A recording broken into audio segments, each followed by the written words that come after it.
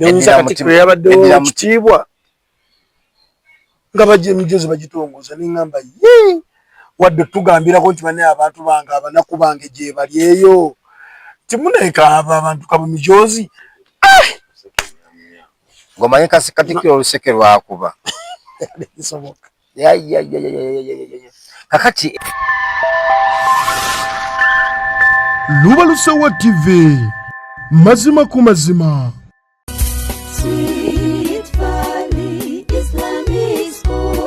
Omuzadde tukwaniriza ku Sweet Valley Islamic Primary School erisangibwa Eddegeya Bombo Kibajje nga wakava Bombo mu town. Sweet Valley Islamic Primary School somero liva ku nursery okutuuka ku P7. Tulina staffu 2 eya secular n'ey'eddiini era omwana agenda okuva ewaffe ng'asobola okusaaza. Tulina dde ne boarding abaana basuzibwa bulungi. Tulina eddwaliro ly'essomero erya Sweet Valley Medical Center, computer lab ey'omulembe, tuyigiriza abaana ebyobulimi n'obulunzi, tutumbula talanta z'abaana n'ebyemizannyo tubisaako essira. Dining hall ey'omulembe abaana mwe baliira emmere. Environment yaffe esobozesa omwana okusoma obulungi. Tulina center namba ya UNEB n'ey'eddiini IPLE. Ebisale byaffe bisoboka okuwandiisa abayizi abapya kugenda mu maaso ku kampasi yaffe Eddegeya Bombo Kibajje. Ebisingawo tukubire ku note 7 note 8 8 oba ku note 786 note 165 93. Weewaawo tukwebaza gwe wenna atwekuumiddeko wano ku Luba Lusewa TV noonako waye tukomyewo nga bwetera okugaa nti programu nsonga ku nsonga buli wondaba neerule Bombo Road omanyirawo nti omuliro guzze so tugenda kuba tuwayamu mpolampola tulabe embeera ate nga bweyina okuba nga etambula. Twongera batumirako mwenna abasubscribinga ku YouTube yaffe Luba Lusewa TV nammwe ate abatugoberera ku TikTok saako ne ku Facebook mukola kyamaanyi nnyo nnyini ddala ate nammwe okuba nga mumanyisibwa. Ndi neerule Bombo Road agenda kubabuuzaako ate tusobole okuba nga tutandikirawo nze ajesama okuba nga ate kutusako ensonga zino zennyini. Sebo tuyinza okulaba nati. Amina sebo. Ngenda kusooka namusaba abasajja baffe abasiibi ba Abdul ba Amza ba Nifa ba Ajati ba Aisha ba Shamimu amannya agawe gatambula. Boba waya kubisumbuka nti abasiibye tubagalize ekisibe ekirungi mubeere n'empisa mubeere bakakkamu mubeere nnyo okusonyiwa naddala mu abali mu ssawumu eno. Bwe kiggwa baleka babeera ne batakusonyiwa. Mubeere nnyo n'okusonyiwa eri bannammwe eri ababasobezza ate nammwe mubeere n'okugaba mugabe manyi kati abaana battu ba Ajati ba Shamimu ba Aisha kati sawa zino okugaba bajja balina kutono. Era kale tetujja abaana ab'obuwala mukodowaleeko mu kisiibo kino naye abaana ab'obulenzi mugabeeko mu kiseera kino. Abatuteekamu ensimbi tulina Sweet Valley Islamic Day and Boarding Primary School basangibwa ali Bombo Eddegeya Kibajje bakutegeeza nti bawa abaana basobola okuba nga teeso bazitambuza bulungi. Abantu bona bateekamu ensimbi ne Science Junior School tugenda kuba tuteekawo ka project k'okusiibulula abasiraamu era director Sweet Valley Dr. Shima Hamid twetaagayo okubikozesebwa mu kusiibulula.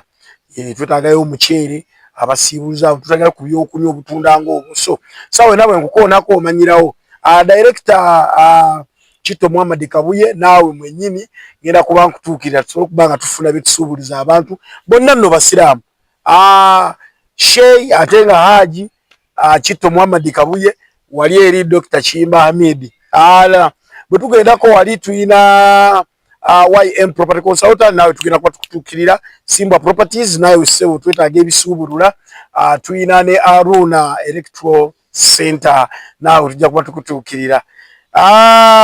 Sebo tugenda kutandikira wali eri mu summit eyatudde wali eri Principal Bobi Wine. Okimanyi nti abantu abasinga bonna badde basuubira nti Bobi Wine agenda kubeera mu conference n'ekyatonyeza okuba nga Bobi Wine ali mu Uganda ali mu maka ge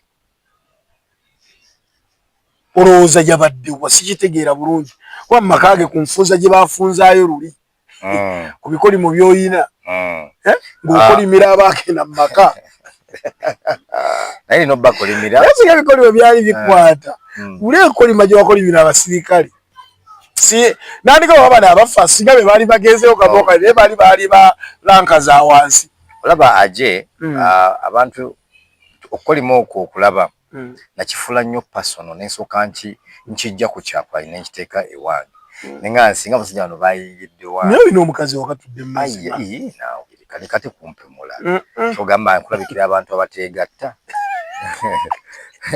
kulabikira talina kyanyawulo okwegataza okuba wegata outsiders na muntu abeera wange era gwe negata naye era wenna aliyo ngomanyi nkwegattako manya oli wange era omanyi sikwegattako manya tuli wange naye akapoliisi akabeereza naye baba osibye munno bamuyita munno mukabi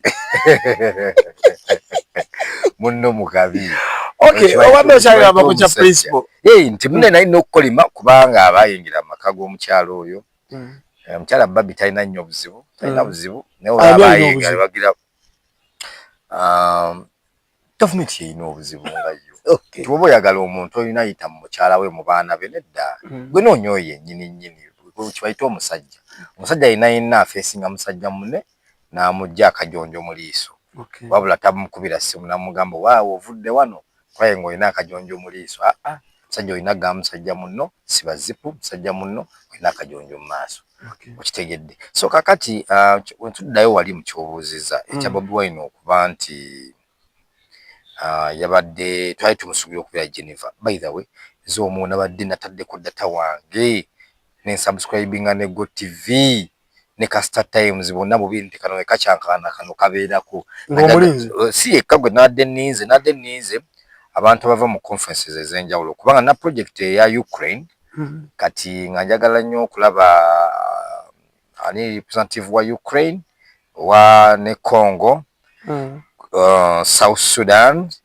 ne Uganda nadde ndi nfocusinze ku nsi ezo kubanga nzinamu interest ey'amaanyi kakati naye mu kyo nagenza okulaba baleeta Kyagulanyi baleese Kyagulanyi natandika okwogera nagenza omulaba ng'alina background eya white ne flag ya Uganda tegereddewo nti katali Geneva kamanya alina akakoleo kyasooka n'akola n'alaga nti ali ku kisaawe somewhere naye nga woba otunuulidde futures olaba ng'ali ku kisaawe ebimu ku bisaawe eky'e Canada oba Swede enkula yakyo live eyo nga bw'oba obimanyi oba ekya Stockholm oba eky'e Canada so kati naye gye byaggwe gwaludde ng'osumbukanyizibwa n'ebyettaka kyekiseera okaze ku mmunye anti YM Property Consultants ye kampuni yasalawo okugondeza mu nsonga eno kitugula ate nga bwe tutunda ettaka eri ekyapa n'eri endagaano tukufunira ennyumba zonna eza buli kika omuli ezipangisibwa kosa n'ez'okugula tukola land survey oba kiyite okupunta ettaka tukubira pulaani n'obeera ku mutindo gw'okuba ng'oli muteeketeeke ng'enjogera y'ennaku zino bw'egamba ate gweowa estate ekikyo twakutereza dda tukolera ku nsonga z'ekyapa bw'otyo n'otereza obulamu okuzimba kwaffe kwa mutindo ate ekya civil engineering empapula za masters kwe tutunda emmotoka empya kosa n'enkadde ate eza buli kika bino byonna tubikola ku bbeeyi ey'omuntu wa bulijjo tusange Matugga ku Mabanda opposite ekizimbe kya Matugga shopping center awo wennyini nga ku LJ offices zaffe ojja kuba oziraba oba tukubire ku nnamba y'essimu noti 7628 oba noti 7545 YM Property Consultants ekirooto kyo oba ekiruubirirwa kyo bwe bukogo bwaffe. Nze director wa YM Property Consultant nsangibwa wano wennyini amaka gaffe tuli era mujje tubaweereze n'obwesimbu n'obwenkanya mulekerawo okwesiga abantu abali wansi w'emiti mulekerawo okwesiga abantu bemusinkanye mu kkubo nze kennyini kamwakoogera ojja kunsangawo wano tukuweereze. Haruna Electrical Center feffeka abasigaza original mu buli kalonda w'ebyamasannyalaze tusuubuza kosa n'okuguza ssekinnoomo kati gwe abadde awayalinga ennyumba yo wamma twekwate anti MK box bino ebya pipe waaka wayazi socket switch kobengo ine ebizimbe kalina kasita kibanga kya wayalingi eddagala watuzudde dda tulina amataala ga buli kika ag'ebweru kosa n'ag'omunda. Zino nti chandaliyazi otutuukako wamma ggwe ne bikuggwako. Kati gw'ow'ebbaala, loogi, duuka, maka, nandiki twekwate togenda kwejjusa. Ate ke twasumuludde sitooka empya, omunayuganda wa kunyumirwa bulamu. Ketomu original paasi, fridge, extension, njogere kindeke ki. Ate byonna nga twabireese biri ku bbeeyi ya wansi ddala. Kati gwatwetaaze tusange ematugga ng'onaatera otuuka ku mabanda awo wennyini ku kizimbe kya Semuta Arcade, oba tukubire ku nnamba y'essimu noti 752823 noti. Yeffe Baaluuna Electrical Center bannannyini original mu by'amasannyalaze. Kisaawe ebimu ku bisaawe eky'e Canada, Canada oba Sweden. Enkula yakyo live eyo ngabo bimanyi oba ekya Stockholm oba ekya Canada. So kati naye gye byaggweredde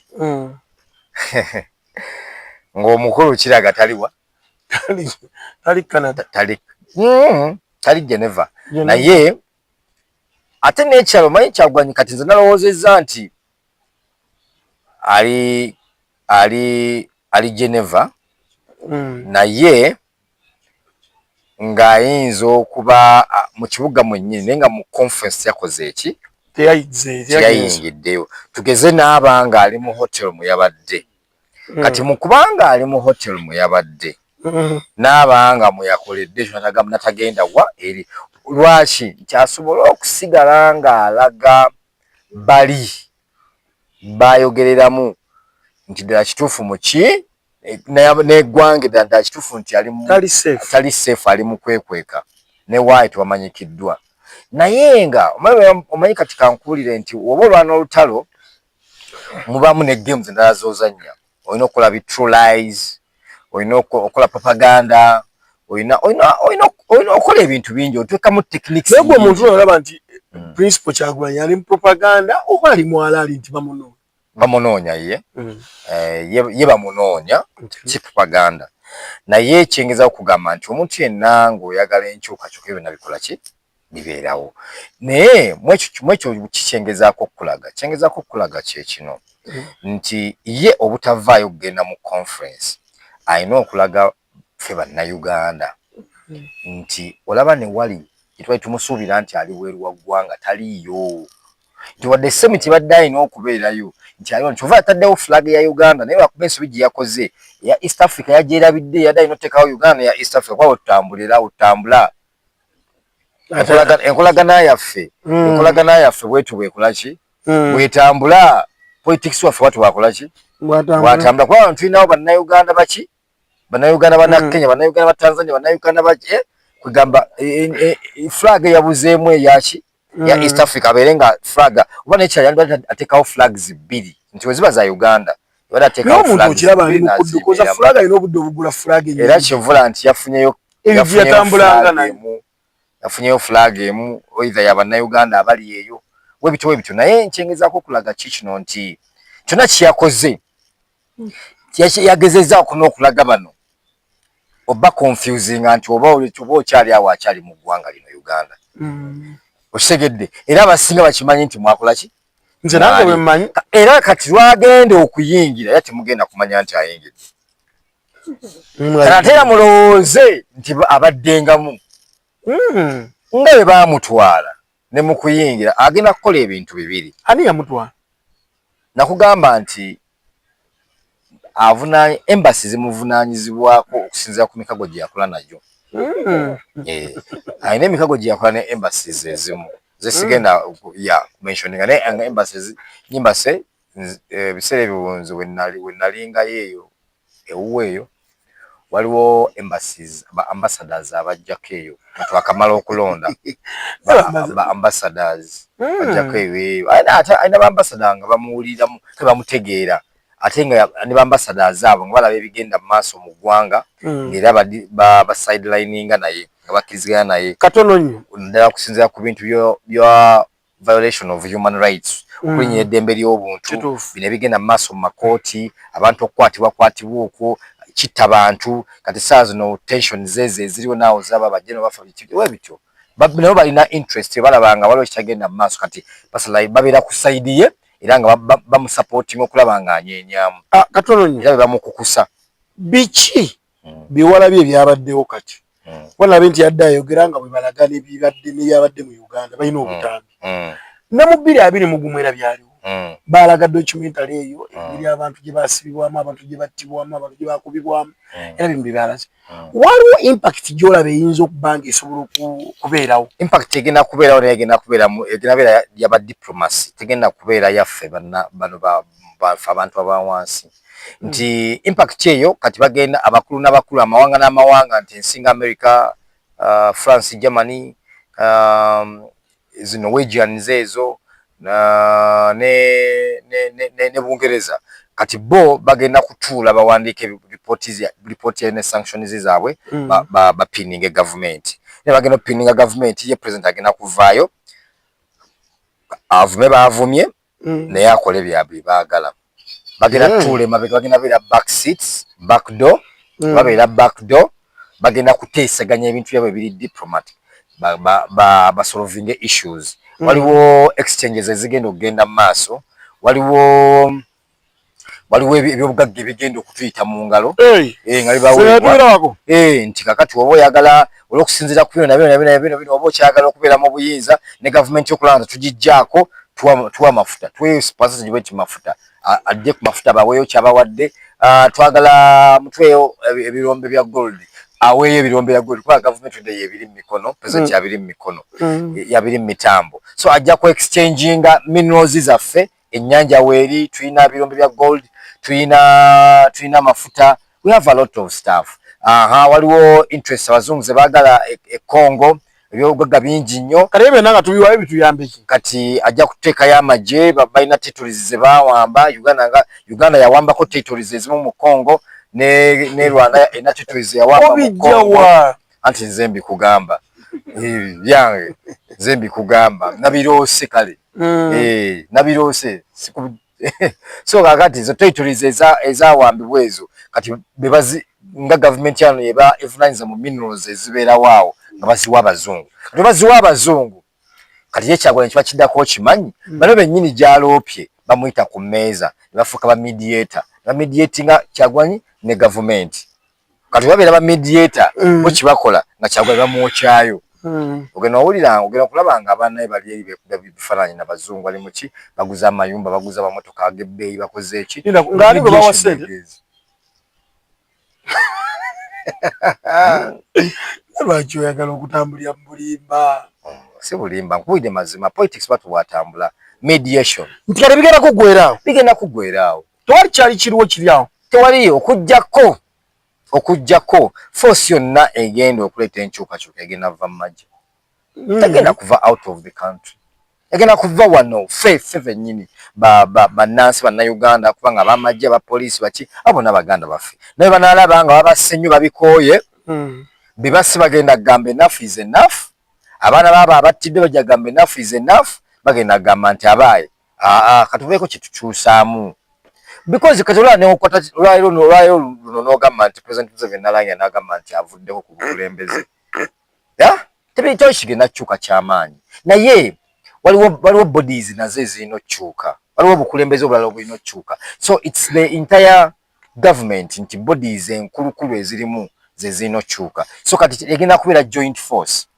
naye nga kigenda beera within here kati fe abantu aba bulijjo tugenda kubeera bawagizi kulaba nti side ki ereese ekiyamba omuntu waabwe tugiwagire naye si nti Kyagulanyi nti yagenda okyusa Kyagulanyi is a whistleblower ye omulimu gwakola ali mu ku exposinga ki government kati ali mu ku exposinga government mubali kati bali bagenda kuzuula bibadde tubabimanyi bagambe ffe tuteeka ssente mu judiciary tuteeka ssente mu police tuteeka ssente mu magye tuteeka ssente mu byobulamu tuteeka ssente mu education tuteeka ssente kumpi buli institution bagiteekamu ssente wakitegedde so kati babo bagenda kusooka bakwate ssente zaabwe bagaye tuzibamye obwavu wano bukoye obwavu ebukoya kati bano abali mu gavumenti bo olwedde tebujja bafectinga kuba balina ssente naye bajja kulaba nti abantu bebatwala bakoze eki beekyaye kitegeeza bano abantu abawansi bagenda tandika kubba bo bali abalina ssente kitegeeza bagenda kubeerawo insecurity. Jjukira omuzungu ba embassies okubeera mu Uganda kibasinga okutunuulira nti bali mu nsi erimu security kyova bateeka nnyo ssente mu ki mu security basobole okubeera mu nsi eyo kubanga babeere nga bakuumwa. Kati bwe balaba nga there is insecurity obviously bagenda tandika okuwithdrawinga embassies ezimu zigenda kutandika okuwithdrawinga nga emirimu gyazo NGOs ezimu zigenda kuwithdrawinga nga emirimu gyajo. Kati awo olabe nga eddibu ddene nnyo eri mu Uganda kandi tufune obuzibu bwa economy. Okay. Katunonya kiki ekiri mu FDC? Kuba ndaba nti FDC essawa ya kakati ebbanga yonna yali opposition leader nga bonna abagezi tuga abafubutukaawo Right Honorable Madam Speaker Anita Amongo bonna baali eyo bonna bozoola banga bakyuka bonna baali mu FDC netugodde tusigazaayo professor Basebugwawo ono kantinti ye kanti. Hello everyone, my name is Bulumba Jacob, head teacher Sunset Schools. I know you're wondering what Sunset is. This is a school nurturing children from kindergarten to primary level. We have 3 campuses here where we are, the main campus, Kawanda campus. For those who are along Bombo Road, we have one in Matuga Kirwanira, Sunset Matuga campus. Then when you go to Kawempe, those near the town, we have Sunset Junior Schools, Kolumba campus. There are many schools in Uganda, and you must be wondering why should you pick Sunset. When you come to these schools, what do you expect? One, quality education. There are many schools there that are trying. For us, we are out of trial. We are now proven. Children are excelling year by year. So bring your child, excellence is a guarantee. 2, we equip children with the skills in computer management. We teach them ICT, we have swimming lessons. Formerly, this was just something done for leisure, but now it is a sport. So you have swimming competitions, children are trained how to swim, and they come up when they can compete at world level. Come to the feeding. Gone are the days when children could be disturbed by how to feed and what that. For us, we feed on a balanced diet. Bring your child, you will see. 3, we are raising a child holistically in this dynamic world. There are many challenges here and there, so we train them to encounter them. When we come to religion, you bring a child according to your various religion, you groom them, they grow when they are God-fearing people. Onto that, we have come up with sports. Leave alone nowadays, today we have moved to the modern fields. If you can pay us a visit, we have play areas where children can exercise and have the best. Tell you what, come to MDD. Formerly, children were dealing in mines, but come to Sunset. Children are learning how to play the various musical instruments. This can become a job in the future. So come to Sunset, have your child helped. Then we have swimming lessons. This can become a job in the future. It is a sport worldwide. So you bring your child, we train him or her how to swim. If you are far, no worries. We have boarding. We are very affordable. If you wish to have your child every day, we have the vans. Many of us are too busy nowadays. You go for work very early, you come back late. So we have vans. We pick and drop children on time. They move comfortably. Come to our boarding. Go to the dormitory. Very comfortable, very convenient. When children leave, they excel where they go. Because they are schools where a child goes with a 4, come to senior 3, they are nowhere. We give them a foundation. We are performing so well. When you go to senior 4, when you go to senior 6, in the schools where children go, they are excelling so well. So if you are within the Kawanda area, Sunset Junior School, Kawanda campus. If you are within Matuga, in Kirwanira zone, we have Sunset. When you go to Kawempe, in Kolumba zone, Sunset Junior Schools, everywhere you go. The best school, the best services. gwabadde anoonya ekifo ekyokuwummulizaamu ebirowoozo kankwanjulire The Place kyekifo kyokka wootuuka n'owulirirawo ddala emirembe. Tulinako restaurant ey'omulembe ddala efumba buli kika ky'emmere ate nga kifumbibwa abakugu oba bayite ba chefs abakyasinze mu ggwanga lyattu Uganda. Kuliko bar wing, kuno nno kuliko ebintu bingi nfofoolo, kozesa ne VIP wing oba giyite corporate wing. Wano enno waliwo ka best view wewekkaanyiza ekkula erya Uganda wamma n'otegeerera ddala nti ensi yo zaabu. Tulina ebifo eby'okusulamu ate nga bizimbiddwa ku musingi ogw'ebibuga eby'enjawulo gamba nga London, Dubai, New York, Paris, California. Wootuuka n'oluwooleza ddala nti oli mu bibuga ebyo n'ebirala bingi. Tusange Matugga mayiro 12 okuva ku Bombo Road olukwata ku ludda e Kasangati awo wennyini nga ku New Broom, oba otufunira ddala oba kuba ku namba y'essimu noti 7 noti 4 6 4 39 oba noti 772 64 39 66. The Place, a home far away from home. Jukira omuzungu ba embassies okubeera mu Uganda kibasinga okutunuulira nti bali mu nsi erimu security. Kyova bateeka nnyo ssente mu security basobola okubeera mu nsi eyo kubanga babeere nga bakuumwa. Kati bwe balaba nga there is insecurity, obviously bagenda tandika okuwithdrawinga. Embassies ezimu zigenda kutandika okuwithdrawinga nga emirimu gyazo. NGOs ezimu zigenda kuwithdrawinga nga emirimu gyajo. Kati awo olabe nga eddibu ddene nnyo eri mu Uganda kandi tufune obuzibu bwa economy. Okay. Katunonya. Kiki ekiri mu FDC? Kuba ndaba nti FDC essawa ya kakati ebbanga lyonna yali opposition leader. Nga bonna abagezi tuga abafubutukaawo. Right Honorable Madam Speaker Anita Amongo bonna baali eyo. Bonna bozzo olabanga bakyuka bonna bali mu FDC. Netugudde tusigazaayo professor. Basebugwawo ono Kantinti ye Kantinti yakyaliyo akyali mu FDC. Iye walinga namulaba agenze bamuyitaani oyo yali mu Kosase yali mu Kyoyo Katuntu ogamba Abudu Katuntu okitegedde oyo wena yakyuka. Anti olaba saawa zino tulina professors bangi asomesezza ku bantu. Professor Mulamba bw'abanga naye asootekako okukakola kanyuma Uganda esigalidde kwani. Anti oli professor si professor wa ssente wanje oli professor si professor wa ssente.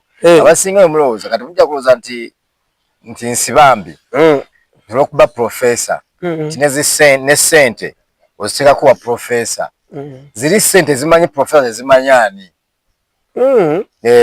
Ate ekyokubiri njagala nkuba ekintu kiri kimu. Omukulembeze w'eggwanga asinga nnyo okumanipulatinga abantu abaasoma. Omukulembeze w'eggwanga abantu bakyasinza omubeerera abazibe bataasoma. Abantu abataasoma bazibu nnyo gy'ali. Ne waba bagenze ewuwe bagenda we bavaayo bagenda we badda bagenda basimba ebigere bibiri baba bamubba bubbi. Abantu abataasoma bamufuukidde ekizibu era be basinze okumuletera ekizibu n'abo abaabugumizibwako abaasomako. Kyova olaba nti kati abamu abati nga mubali nga tebaasoma bulungi oba baddeyo ne bafunyayo ssente gye bali ne baddamu ne bongera okusoma.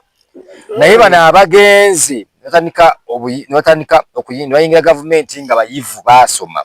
Abo President Museveni basinze okwagala kubanga omuntu eyasoma ekintu kyasinga okwagala ayagala ssente. Aba ayagala nnyo okubeera mu bulamu obulungi kubanga yasoma. Aba tayagala kakaalukana kubanga yasoma. Tayagala kulowooza nnyo kubanga yasoma. Tayagala kwegayirira kubanga yasoma. Balina entondo kubanga baasoma. Yadde nga yasoma n'asemba naye asigala yakola ki? Yasoma. Kyova olaba nti bonna boolaba abasajja abayivu bali mu ggwanga lyaffe Uganda bonna bali corrupt. kyovula abasajja abayivu bonna bali mu ggwanga lyaffe Uganda bali ki kugambe bali corrupt ate bali cheap to buy bali very cheap kubanga ebintu byabwe byakumukeeka byakumeza sate bana batasoma bamanyi kutoba kati Bobby yasomako era okusoma kweyongeddeko tuvuga nti ayiribiza kati ne gundi bannange ate nze oyagala nze njogedde kinjogedde ekyo kati gwe waddemba okundizoninga n'ogera mu maaso n'ogera ne bwekyo kati ovula abantu ne Dr. Besigye mugamba nti yali Dr. Besigye yasoma naye okusoma kwe kwali kukomyewa by then yali nga atanakukola ki kyovula nti abantu abo benkugamba basinga okuwa Museveni obuzibu sinti nti basoma nnyo kati bano abasoma ennyo bonna bali bonna basomye abo bonna abasisi abasajja abalina ensa kakati kati ate bano abatasoma ng'ate bo bali awo baagala ani asinga baagala bitiibwa baagala ebitiibwa kakati abo bw'osanga abo abava mu FDC abava mu wawawa ne bayingira wa kati abo bonga bo baagala bitiibwa basaane bagenda eri kati alina ebika by'abantu bibiri byasinga okwettanira abaasoma ennyo n'abataasoma baagala ebitiibwa naye olabanga kati omuntu ng'ayagala ng'amulwanirizi wadde muba ayagala nkyukakyuka kubanga alumirirwa eggwanga omuntu yenna alumirira ensi ye tayagala kumanya nti oba muyivu basi muyivu tayagala bitiibwa era kyovulaba osobola okusanga bajjeni abamu ng'atamba naye nga tatambula mu bugombe osobola okusanga omuntu omu nga mugagga nga mutuufu enneeyisa ye n'embeera ye nga yakyavu yakinaku naye nga mugagga beeba abantu kati abo abantu be basaasinze okuwa President Museveni obuzibu kakati mu kyo nze kyendaba nti eggwanga lino gye ligenda wagenda kubeerawo mediation ogenda kulaba new cabinet ng'ejjuddemu nnyo aba opposition oba abavuddemu kati nsibambi abala kya minisita era nsibambi okugenda eri wa Anita Among agenda mu bwa minisita kakati jjukira Anita Among yagenze ewa General Sale kati mu kugenda ewa General Sale yagenze mu assignment mukama wange nkole ki mukama wange oyo yafuga eggwanga naawe mukama wange kakati Nobert Mao alabika ndi bubi alabika ayagala kunzija mu kagati naye tukoze tutya kakati Nobert Mao tumukole tutya tumwongere mu bwa minisita tumuwe ekifo ekisavu oba tumuwa prime minister wanga Nobert Mao ayinza okujja kwa prime minister gundi wafunga watajja mu bifo bibiri ayinza okujja kwa prime minister wanga Nobert Mao ye product kati tulina wano presidential candidate product asobola okufuga eggwanga omanyi ebibiina olina ekibuzo kiwambuuzize waki ebibiina bikola kusinga bibirimu abantu abali cheap we batyo ebibiina bitambulira ku musingi FDC yali ku musingi gwani gwa Dr. Kizza Besigye Dr. Kizza Besigye kasita yava mu FDC nefa kubanga gwe yali ku musingi okitegedde gugwe yali agizimbidde ku ye kati yava nadde Katonga FDC nesigala eno ne waba FDC Katonga ne waba bino byonna era ne yagenda mu lwamuteeka ne bamusiba nayingira ebuzira yakyovula ne FDC Katonga naye akola ki naye yagwa eri awo kitegeerekeka wabadde agirimu ye road mayor ne kakati naye yayebye tekyalina maanyi kati buli wobeera nga ekibiina okitambuliza ku musingi gwo ku nkola yo ku mutwe gwo buli woggwamu amaanyi nakyo kiggwamu amaanyi buli wofuna amaanyi nakyo kifuna amaanyi bw'osaanawo nakyo kisaanawo kati linda NRM ejja kusaanawo NRM ejja tutuuka ekiseera efune ekkala ndala NRM ejja gisanga erina kkala ndala ejja gisanga either ya kacungwa ozo gisanga nga ya bbulaaka kati NRM nga kkala yayo ya bbulaaka ejja kyusa kala netuuka ekyusa ekkala byengezayo kugamba nti lwaki nti NRM yali ezimbye omusingi gwayo ng'erina bawutafiire erina basejjusa erina basale erina bagundi bano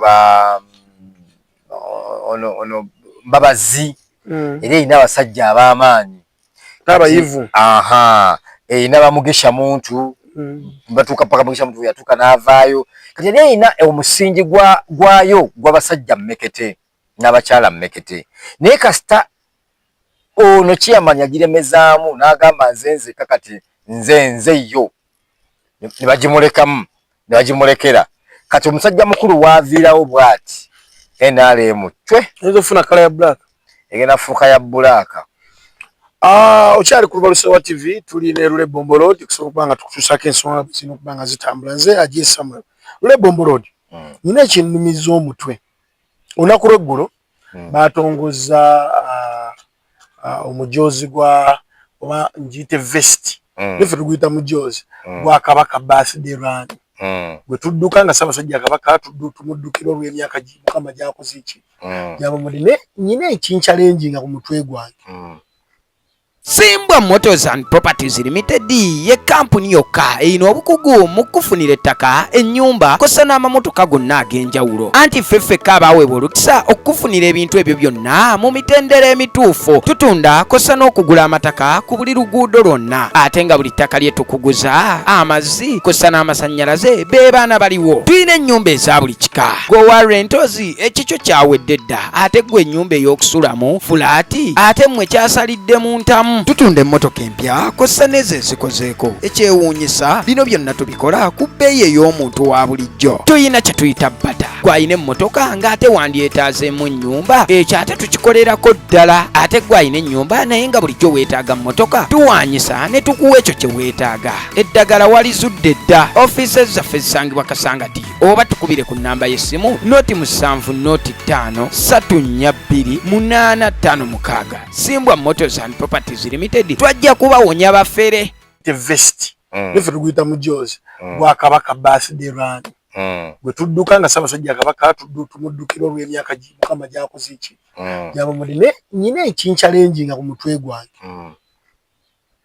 nti omukolo guno gukolebwa olumu sente ezivaamu ne zigenda ku balwadde ba Mukenenya ne kugenda ku balwadde ba fistula bwe bityo kati n'endwadde zaggwayo tulina ziddamu twakaziddamu emirundi ng'etaano naye omujoozi guno gwatandikira mu mutwalo ne ka boto ne ka vesti ne gudda gumu ekitundu omwaka ogwedde twaguddukirako ebiri kati nawulidde gulimu ebiri ekitundu bannange baba gikola bagattamu ki boto bajja bagitaddeko disayini ndala oba ebigambo bino byukawo ebiti ogenda okulaba nti tata tetutuuka nga omujoozi tuguddukira mu mitwalo 10 gugenda tuuka ne ku mitwalo 5 singa munaba temwebeeredde mu bannayuganda manyi kati obuzibu nti abasajja abatufuga manyi kye nagambye nti buli woyagala nti oyagala kyusa President Museveni obeera mukyamu nti ogenda kyusa President Museveni agenda vaako byonna bigenda sigala nga byebimu because system ezimbiddwa nfu olina kukyusa ebintu bingi nti luno olutalo si lwa Museveni yekka nti Museveni va ku bukulembeze tufune President omulala nti ne President omulala agenda kutumira ate bino byennyini ebiriwo bino bigemu ate kati ye atisa awaliwo ne bamusuulako emu n'agaa ekyo tekisoboka n'agaanamuuko ate omupya agenda kubanga talina kyamanyi kati awo bubbi bukole ki mu buli institution buli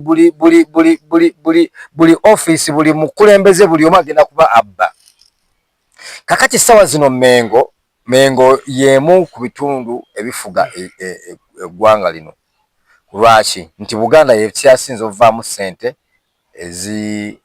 yekyasinze okuvaamu omusolo ogulaninga gavumenti kitegeeza yebeefuga nti naye efuga Buganda yekola ki yevaamu ssente ezikyasinze okuba ennyingi ezirwaninga gavumenti kitegeeza ekola ki efuga kakati Buganda erina ebintu byayo byekola nga Kabaka si yalwa kuba tutunula Buganda tutunulira Kabaka naye tutunulye Buganda ne boodi yaayo nti boodi ya Buganda nti twayagalanga nnyo kabaka agamba nti kabaka yateekawo kibayita omulembe omutebi. Omulembe omutebi kabaka gwe yatandika omulembe omutebi gw'abavubuka okubeera mu bukulembeze bw'Emmengo. Naye obukulembeze bw'Emmengo olwokuba kabaka kati akuze akaddiye kati bana omulembe omutebi gwe taking over gwe gulwaninga buli kimu kabaka gubamuwa bwa accountability. Accountability gibawa kabaka. Accountability gibawa kabaka ye jonta tasobola ku verifyinga bintu bingi. Era kitegeeza ayina lawyer we baloya yabona nga wenkugamba gwe mulembe omutebi. Kati omulembe omutebi mukozi gwa nsimbi. Yes, omulembe omutebi waki mukozi gwa nsimbi. Gwagala nawe ajali eno sente okozesa obwongo bwo olabe ng'ofuna sente. It doesn't matter oba olina gw'ofeze. Omulembe omutebi gwinamu ebintu bye gukola abafera indirect. Duli twayinanga twayiwulira omujozo nga gukyali mutwalo gumu twayinanga abagagganga agamba abantu 10 mbagulidde abaana b'amasomero mbagulidde emijozi gyakakati naye kati omuntu takyaswagulira abantu takyasobola olasobola muga nti gwa mitwalo 2 kitundu agulira abantu 10 ngawuli bamanyanga nti abantu 10 abataddemu akakadde ke bagende badduke ewa Ssaabasajja Kabaka. Kye tugenda okukola kigenda kubeera kimu nti olaba nga basazeewo omujozi wa kutunda 2 kitundu kitegeeza bali mu kuregulating abantu bagenda kudduka. Kubanga oli abantu baddukanga emisiri badduka balina ebipande bya Kyagulanyi balina biki.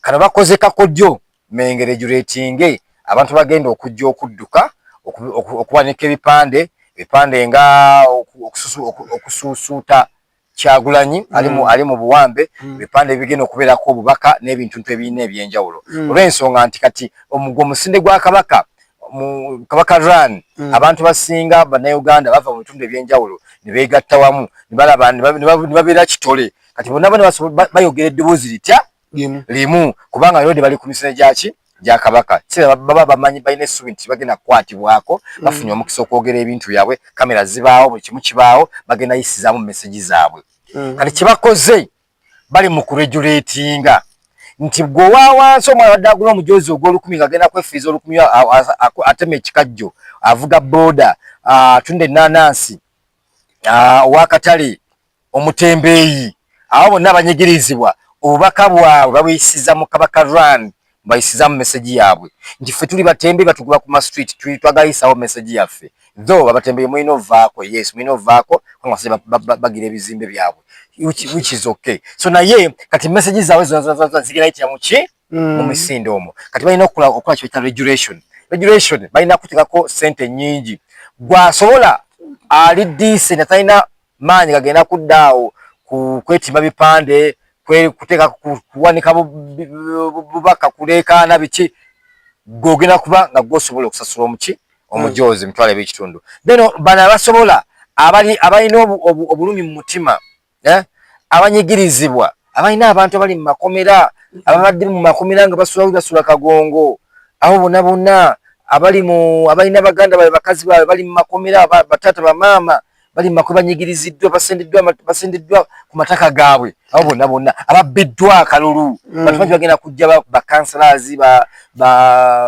MP abo bonna bameeya ababbiddwa akalulu bagenda kuleeta message yaabwe ku ki Kabaka Run kati kiki balina okukola kuregulatinga omujozi bagutunde emitwalo 2 n'ekitundu ogubadde ogw'omutwalo kati bano ababadde bannabyabufuzi avayo n'agamba ngulidde abantu 10 tagenda kusobola agenda kugulira abantu 20 oba abantu 5 kitegeeza okendeezezza ku bagenda omuyisizaamu eddoboozi ababodaboda abadde bagenda okuva nawo bagambe nti waliwo kino kiganyi tagenda sobola kugugula tagenda kujja kakati abagenda okujja baki bebagashumba abagagga abatagala kudduka n'abaavu abatagala bakoonako ogwo abenyinyala bagashumba abenyinyala bagenda okudduka omusinde kati ffe tugamba tuti Katikkiro oli munnabuddu munnange Nza Katikkiro yabaddewo kitiibwa nga bajje emijozi bagitongoza n'engamba ye wadde tugambirako nti bane abantu bange abanaku bange gye bali eyo timuneka abantu kabo mijozi Ngomanyi Katikkiro oluseke lwakuba. Kakati ekiriwo kiri kimu. Batukuba oluseke. Naye naffe tugenda kuvaamu mukka. Mutaddemu oluseke naye tuvaamu mukka. Naye obuzibu omukka ogugenda okuva mu ffe gugenda bawunyirira.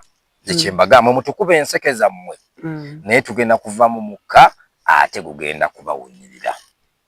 Nayo emisinde katugibalekere.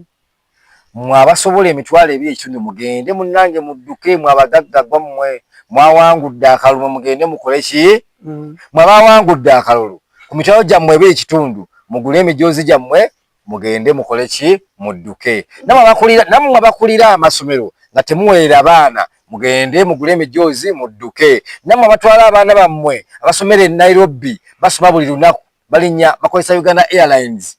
Buli lunaku bagenda ku makya bakomawo ekawungeezi mugende mugule emijoozi gyammwe egy'ebiri ekitundu mugire. Nammwe bannaddiini abalaba nti munna Uganda eri peaceful era n'enfuga nnungi nnyo era mulimu n'emirembe mugende mugule emijoozi gyammwe egy'ebiri ekitundu mudduke. Nammwe bannamawulire abaalya nga temusobola kuwisa ddoboozi lyammwe nakwogera biki ebigenda mu maaso mu ggwanga mugule emijoozi gyammwe egy'ebiri ekitundu mudduke. Nammwe badirectors aba Uganda Airlines abafuna obukadde 5 ku 8 nga batikka emigugu n'aba offloading emigugu bafuna atikka emigugu n'okujja offloadinga n'ogitikka mu nnyonyi.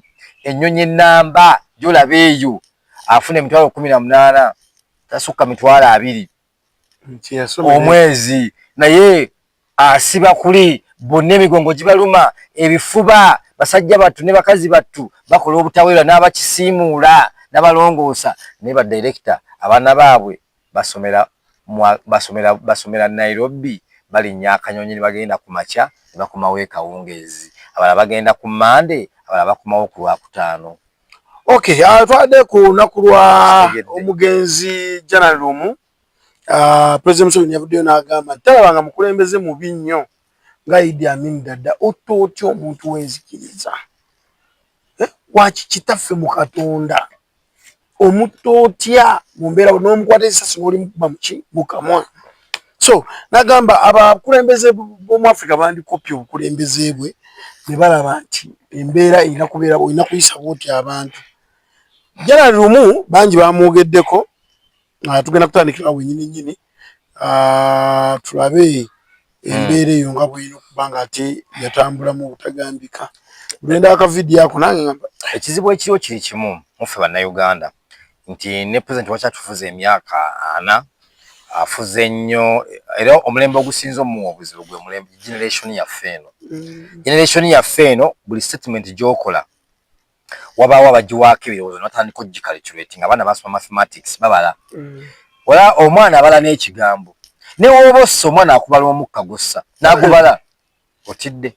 Abaana babala akubala omukka gossa akubala entunulayo n'akubala ekigambo ky'oyogedde ne kasimayiro kosimayinze n'akubala n'agamba abadde ategeeza nti ayagala genda kola bw'ati. Osegedde generation eno ka generation yaffe yedda yayi abasajja balimi bafa ku kimu kulima wagula akamotoka ka 10 oyo mugagga wagula pijoti oyo mugagga ng'amaze wagula kagaali abamaze tuvula balinazi mwanyiza abala smile ki bali bamaze abalunzi kasawo ezente 10 2 biki oyo abamaze tibaba na kunoonyereza kwa maanyi tibaba na kubuuliriza kwa maanyi. Ekyokubiri tetwayinanga migotteko babeeranga wano nga jajjaawo ali ku ika namba ey'ettaka nga neiba addako ika emu jajjaawo kwakoma oyo jajjaawo jajja omunaku nno ika emu kwakoma oyo kati waliwo neiba we alina ika 10 kati ate ali mu mbiriizi alina ika 3 ali wano ng'ennyumba eziringa eziri ku nsalosalo z'abapakasi. Kati ono anaavadde n'agenda anyumya emboozi n'omupakasi ey'obukulembeze ey'ebyenfuna. Tebanyumya information teyatambulanga nnyo n'okunonyeza tekwalinga kutono. Kyovolaba batufuze ebbanga eryo bali tebafuga ffe bali bafuga bajjajja ffe bali bafuga bakitaffe bamaffe kasi generation ene yaffe kyova tuli mu kwanjula nga tufuna naffe omukulembeze atufuga aja mu bwongo bwaffe naye ensobi eriwo nti abakulembeze bano ababaddewo abafuze bakitaffe abafuze bajjajjaffe bafa baggwawo so nga twetaaga ku bantu bagenda otubuulira engero ze mbadde nyuma nnyo ogenda osanga jjajja Yoweri Kaguta Museveni oba lwakitula oba wonna waana abaali walina amakaage ngendeyo nga ngenzi jjajja akole ki anyumize angeere ku ngero nti awo nno we twali awo twayitawo ne tusanga gundi ne gundi ng'agira gundi twasanga nno gundi Yozefu ng'ali ku muti kakati Yozefu yava ku muti n'agwa wansi yagwa wansi ne tumukwala ne tumusibako tumuteeka ku kawirubawo ne tumutwala egindi nange awe nalabira twagala jjajja tugendengayo afuke kyabulambuzi tugendengayo buli weekend nga alinayo abagenyi okuva ku ssomero ly'e Namagunga okuva ku ssomero lya St. Stephen okuva mu ssente za St. Luke okuva ku ssomero lya St. Mary's okuva mu St. Kizito ng'abaana bava mu masomero ne bagenda lwashula ne bagenda nga buli lwa Sunday tulina tutula wali n'atuula wali natandika nagerera abaana baffe engero n'atubuulira yayingira atya ensiko n'atubuulira engeri gye yabbangamu eruweero eyo ente z'abantu neza jjajjange bazibbiramu nenze sibangayo kuzibanja babba ente za jjajjange ne bazirya kizakuluma lumonde bayikulanga lumonde bamuyikulanga kiro ewaffe eri najjajjange babasimisanga lumonde ekiro bambayikuzanga lumonde ekiro ne bamusimba entuumu ne bamugira kati bo wano we bajja bababuuliza nti lumonde ali wantu wati naye wati tumaze omumusoggola sebo bajjajjaffe babasoggoleranga lumonde mumusanga lumonde musoggole ne mutwala lumonde omusoggole nga yawedde okusoggola ne mugwira ne mumulya temumusasulanga embuzi ente enkoko temubisasulanga neffe twakola ki temwabba ffe mwabba bajjajjaffe mwabba bakitaffe kyovula naffe twagala omulembe omuki omulala kakati mu bintu bino ne mujja mutulimba ne mujja mutulimba mwasobola mutulimba abajulizi nti abajulizi baali babattira ddiini naye nga abajulizi baali bayeekera abaagala okuyambako abazungu okuva pawalinga obwakabaka oli najjeewo n'omubuuza gwani ng'alina erinnya lye n'agamba nze bazekketta ozekketaani bwekyali n'akubuuza kabaka mulamba n'akubuuza gwani n'ogamba buuza abali awo ng'ate abuuza gwe wali ate abuuze bano abambowaabe bw'oyagala abuuze abambowaabe waliwo twali batukwata eyo enalufeenya ejjinja eyo nga tulina Kyagulanyi oyo we batakukwatidde waliwo akavubuka bakayita Brian akasajja bakayita Brian kali katembeeyo awo buno naye nga kasazi kansawo naye kati bano bamanyi Kyagulanyi bya transforming n'abajja mu bubbi n'abaleeta muki nga bamuyita Brian yali abeera mu kibuga eyo kati Brian nga yayita Museveni must go katutuuka we batukwata bayita ba CID bayita CID kuva Kampala ku headquarters batandika otuscreeninga babuuze buli omu statement ye okola mulimu ki okukola statement babuuza Brian nze nali ntudde awo babuuza ye gwani timunayenze lule lule Fred nti ye nempayo buli kimu kyenawangayo kyalinga kyange nze seekwekabye amannya gaye ki kyova abawaayo amannya gatali gaabwe ne bagamba nti baabula ate nga tebaawula baawaayo mannya malala nga ne dereva wa Kyagulanyi yawaayo linnya ddala naye nga linnya lye ddala kati kyova ate yatuuka nawaayo ddala batandika ne bagamba ne babuuza bawaayo lisi yabo abaabula naye mu baabula bakuba ebisagala bigendamu n'ebyo bitu ebyali nti abaana bawangayo amannya maki amala wano mu kuyinga naye nga ate amannya gawe malala family zimanyi malala so kakati tikyengezaako okuleetera bamubuuza omwana bamubuuza oyo Brian bamubuuza sebo gwani Museveni must go kubanga nickname ye yali yeesituma nickname ye nga nickname ye Museveni must go era ekyamu teyayikalakasa mu batembe yeyo nga ayambadde akutte ekipande Museveni must go n'ayamba ne t-shirt nga Museveni must go neyeesiiga ku mugongo Museveni must go kati ye nga bamukazaako Museveni must go Kaya nickname ye era ne mu campaign trail tumita ani Museveni must go nenge imanya ge Brian yamubuza sema gwa excuse me gwani Museveni must go erinnya lyo gwani Museveni must go afanya ateka penalty namugamba sebo nze bandeese siri mu nabya bufuzi ate nga kituufu nkoze ku bantu bangi ate muli bangi tulina bakulako naye mbadde nsaba ombuulire erinnya kitaawo n'ennyoko lya kutuuma gwani ne ku ssomero lye baakuyitanga afande yenze Museveni must go yamukuba oluyi n'akaabanga akabizi bali akaabanga akabizi Gwenga olya nga wendi bye kunyumiza nabijjawa nze Brian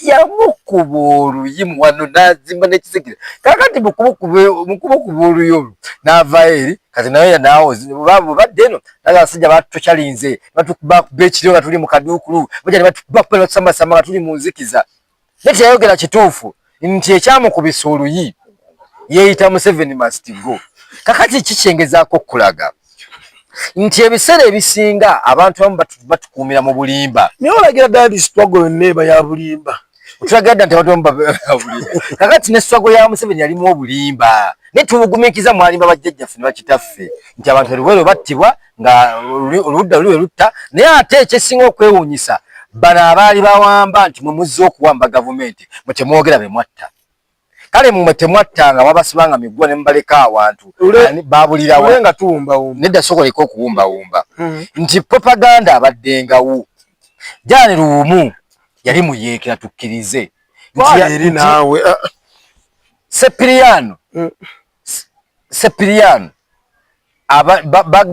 bagamba nti yali musirikale nti abadde embega wa gavumenti okitegedde yani bagamba mbu yali alina neki oba yali alina omusirikale oba emmundu wabiwulira sigenda kunyumiza by'otaawulira ffenna twabiwulira osegedde kakati kitegeeza ki kajana kijjako okibanga kibaddewo mu mwaka guno mu mulembe guno ate mu mulembe guli kuli omulembe kankubuulire ya amazima nze nali Sudan aba bishop abasinga South Sudan baali bayeekera be baali abayeekera babalanga nani ne John Garang bakuba Bashir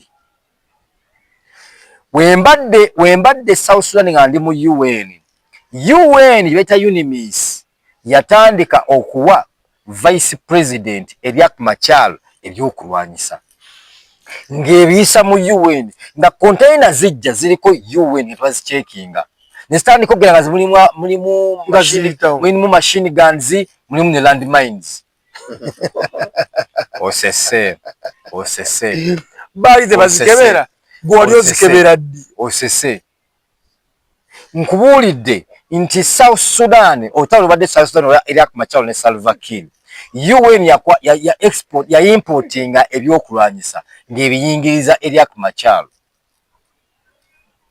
ali mu gavumenti Riek Machar abadde alina bannadini ba bishop bakolagana nabo aba Equatorians n'aba bishops aba Equatorians kitegeeza bana abali kusaidiza eno abali mu nnyencu abagalanye abatali badinka bagala enchuka bagala Salva Kiir era bali mu Lusiramu yes era nga ne babuulira mu gundiza babuulira nchuka yokka era nga nabo bali bannamagye ne badda mu ddiini kati gwe Jani Luwumu omanyi background ye mu obuvubuka bwe gye bwali omanyi bye yayitamu nga atanafuuka gundi archbishop omanyi obuvubuka bwe bye yayitamu yajjanga asoma kakati nze kankubwe najjamu wano ne mbagamba nti bannayuganda bwe munaba temunayiga bintu byo temugenda kufuna mugenda sigala nga muwoza okukyuka we muvuma abantu we muvuma abasirikale we muvuma bannaddiini we muvuma pulezidenti nga babasiba lwaki temumanyi ekituufu kye mulina kukola balina kukola ki temukimanyi temumanyi okukyusa eggwanga kiki kyolina okukola temumanyi okufuga eggwanga biki byoyitamu nti woba oyagala okufuga eggwanga lino olina okukozesa abagagga olina okukozesa bannaddiini olina okukozesa abasirikale mu abantu aba bulijjo kubaffa abantu ababulijjo abantu abawansi fe tugattako bugasi ddoboozi era byonna tusaakaanya busaakaanyi bali bebafuga nti kati bannaddiini enkyukakyuka ya wano weba tenafuna bannaddiini weba temunava bannaddiini balinga General Luumu babishopu abo tetugenda kukyusa Uganda tugenda kufuna mukulembeze mupya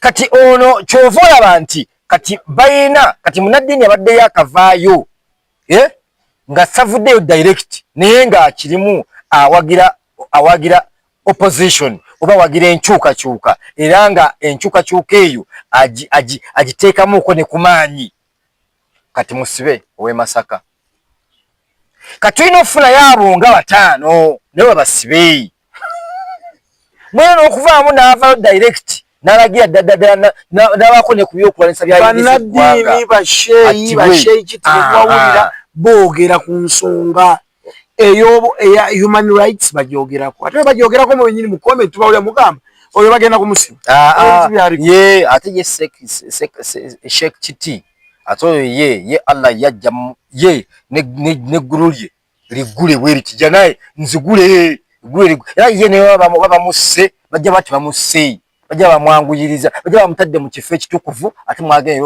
okulwana n'okusinga kubanga ensi yonna erwanirwako mpewo nego lwaki ejja nayo sinzigule kubanga siri mulwanyi naye we natuuka okulwana jjana yange genda kuba nzigule sibula abatulaba abatulaba sinabba sibula mbagamba ebigambo bino njagala tufune General Luumu nga 10 twakafunayo omu ali mu kkubo ya General Luumu era kati musibe Faaza mulamba muki musibe twagalayo bafaaza balala 10 twagalayo basheeki 10 twagalayo bapasita 10 mwenna mwogere Uganda egenda kufuna enkyukakyuka singa tufuna bannaddiini 10 mu buli nzikiriza Uganda egenda kuba efuna enkyukakyuka bannaddiini byankizo nnyo eri enkyukakyuka kubanga eggwanga likyukibwa bannaddiini bagagga n'abasirikale abasirikale bagenda mu church abagagga bagenda mu church mwe mugenda tuwe enkyukakyuka ate bannaddiini bajja ow'omukulu kyayagulanye ate ne mugano badde ku mazzi abo bali ba ssente omuli wa ssente already owaki omuwa amazzigo gwe bafumbisizza amasannyalaze gano uniti ey'olukumi ye agenda mu motoka ya SC agenda tuuka ewe president yamuzimbira ennyumba kati unze muwezi ebyange bali badde babatirawo na mikeeka batule ku mikeeka tuwadde ne Lule Bombo kyolina omala kikimu nga nze ekya Luumu era nze musajja yali muzira lwa nsonga yali muyeekere yafiire eggwanga lyaffe yeebale kulaba nti ebyokulwanisa yasobolanga okuyisizibwangamu ebyokulwanyisa okujja okuyeekera gavumenti ya Idi Amin Dada era yeebale n'okuteekangayo eddoboozi mu nkyukakyuka ne mu nkola ya Idi Amin yakolanga naye Idi Amin waabanga yafuga ebbanga ttono naye nga yatta abantu ebiseera ebyo nga Uganda yalina abantu batono naye kati gwe sooka weebuuzeemu omuntu aba atufugidde emyaka 4 abassa abantu bameka era Uganda tetujja kusuka wano eba efiiriddwa bintu ki byefiiriddwa era byenkana ki waba Idi Amin Dada yasobola okukola enguudo n'akola amalwaliro n'akola amasomero n'akola zi banks n'akola ebizimbe ebyenjawulo ebisinga Idi Amin Dada talina ewuwe talina maka tetujja kusuka wano Idi Amin talina faamu Idi Amin eyo nati yabirina Idi Amin yali akolerera mmwe kyova yabattanga nnyo nga bajjajjaffe balinga balimu ekiwuka ky'eddalu nga balwawo okutegeera amangu ng'alina kubatta busso okutegeera ye ate omuntu afudde ategeera tetujja kusuka wano abala okumuyigira abatulaba mwenna ekisooka mbebaza okubanga mwatandise ekisibo mwebale ddala naye mbasiibula mbagamba mwenna balaba vidiyo zino si mu bubi naye bannange mwebereremu mwebereremu mwagala ensi yammwe mwebereremu buli omu buli kintu kyakola agambe nti Uganda yaffe eno mu Uganda yaffe eno yaffe ffena n'abaana baffe ekyokulimu mwenna abali mu judiciary mu poliisi mu magye abali mu commands ez'enjawulo ba ministers ba MPs banaye mumanye nti waliwo obulamu obulala ng'ovumu ekyo ekyokubiri mwenna abali mu bifo eby'amaanyi mutambuleeko mu bifo ebya wansi mu butale mutambuleeko eyo mu ziggeto mutambuleeko mu bantu abanakunaku ne mubaka temuzze mu ggeto kale mugende mu byalo mulabeko ku bantu abanaku muyimirize ku mamotoka gammwe nga mutambula mugenda mu byalo olayiko fugabe nti famire eyo erina akayumba gakabi nnyo nnyo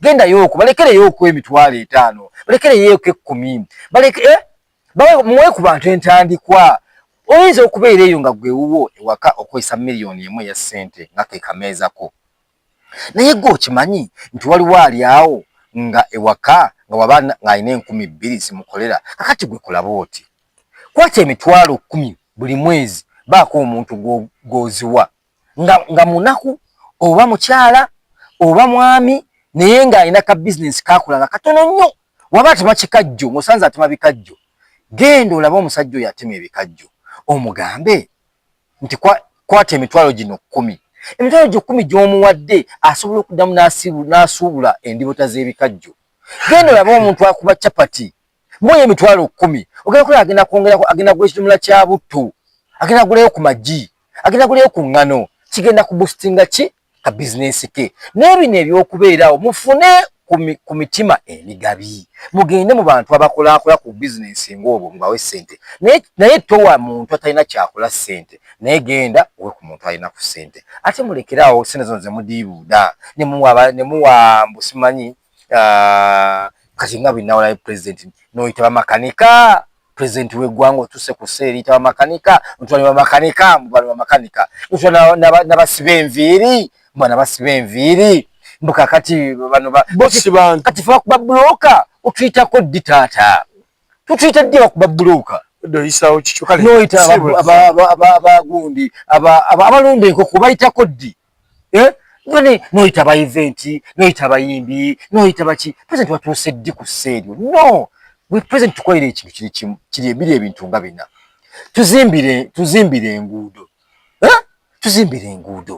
tuzimbire amalwaliro okala agamu ogazimbi tegali mu ddagala teeka eddagala mu malwaliro teekawo ttiimu following up eddagala eritwaliddwa mu ddwaliro abakyala abazaala bawe zo mother kit kale batabawadde mother kit teekayo facilities zibeere nga zikola ki nga zikola zimba amasomero ga gavumenti kale ffe tutuwa bitabo by'abaana zimba amasomero gabeereyo abasomesa basomere mwebale nnyo mwebale ddala mwenna tuwa amazzi tubadde nabo tuwa amasanyalaze gasala ebbeeyi amasanyalaze mutukolere ebyo mufuge akumata kumira mpeera Ssaabasajja Kabaka wangaale ne muli kusenza ffe muzoonoona ebigambo byonna by'owulidde si bya Lubaluseewa TV wabula birowoozo bya muntu Ssekinnoomu aba akyaziddwa ku Lubaluseewa TV. Lubaluseewa TV mazima ku mazima.